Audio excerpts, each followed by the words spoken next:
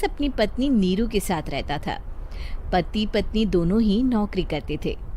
एक दिन तेजस गांव अपनी माँ के पास फोन करता है। हेलो, प्रणाम माँ।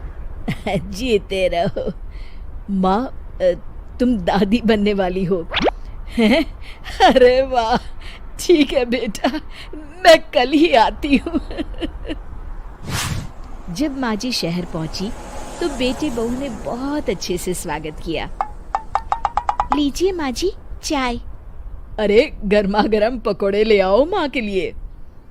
नीरू रसोई में गई और 2 मिनट में ही पकोड़े ले आई। जी ये लीजिए। बहू जादू से बनाए हैं क्या? अभी तो रसोई में गई थी। यम्मी। माँ जी, शीला रसोई में पकोड़े तल रही है, मैं बस लेकर आई। हे भगवान, मेरा धर्म भ्रष्ट कर दिया तूने। अब तो गंगा जल से शुद्धिकरण करना होगा। दूसरे दिन, माँ जी मैंने नाश्ता बना दिया है, ऑफिस जा रही हूँ।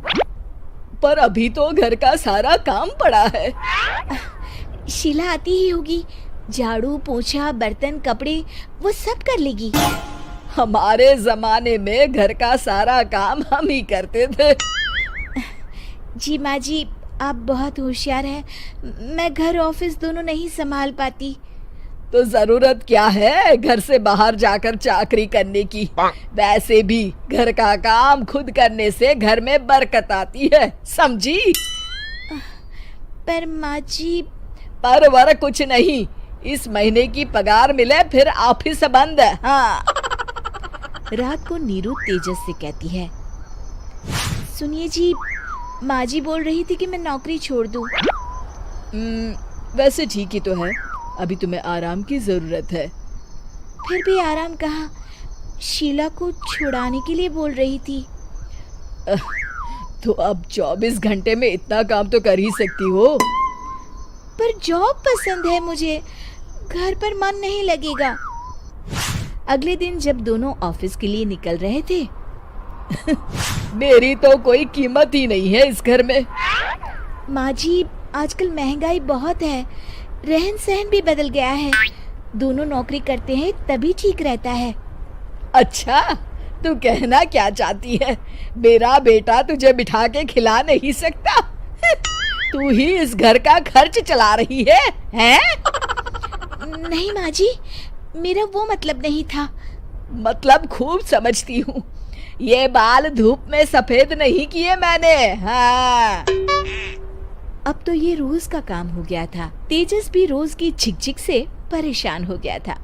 एक दिन उसने कहा, नीरू, वैसे भी तुम्हें मैटरनिटी लीव मिलने वाली है, तो अभी से ही छुट्टी ले लो। पर क्या, मेरी सैलरी अच्छी खासी है। आखिर नीरू ने रिजाइन कर दिया। जब बच्चा हुआ तो घर में सब बहुत खुश हुए। कुछ दिनों बाद तेजस फाइल देख रहा था। क्या हुआ तेजस, कुछ परेशान लग रहे हो? हाँ, वो हमारी जितनी सेविंग्स थी वो तो हॉस्पिटल में और छठी के फंक्शन में खत्म हो गई है नीरू। और अभी वैसे मंदी चल रही है तो मैं बोल रही थी कल मुन्ना को हेपेटाइटिस का टीका लगवाना है। नीरू, क्या पोस्टपोन नहीं कर सकते? नहीं जी, बिल्कुल नहीं। अब तेजस को समझ में आ रहा था कि उससे गलती हुई है।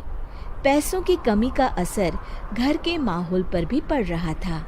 अगले दिन, बेटा मेरा चश्मा और ये दवाइयाँ ले आना, पर्चा देते हुए माँ जी ने कहा। जी। तेजस, मुन्ना के लिए दूध का डिब्बा और डायपर भी ले आना, और ये किराने के सामान की लिस्ट है, इसे भी लाना है। तेजस गुस्से में लिस्ट मरोड़कर फेंकता है और चिल्लाता है, पैसे क्या पेड़ पर उगते हैं? ये ले आना, वो ले आना। अरे पर ये जरूरत का सामान ही है। वो गुस्से में बिना कुछ कहे ऑफिस चला गया। अरे लंच तो ले जाइए। नीरू दौड़कर डिब्बा पकड़ाती है। एक दिन खाना खाने के बाद, नीरू, अब तो मुन्ना कुछ बड़ा हो गया, तो अब तुम वापस ज्वाइन कर लो ना जॉब।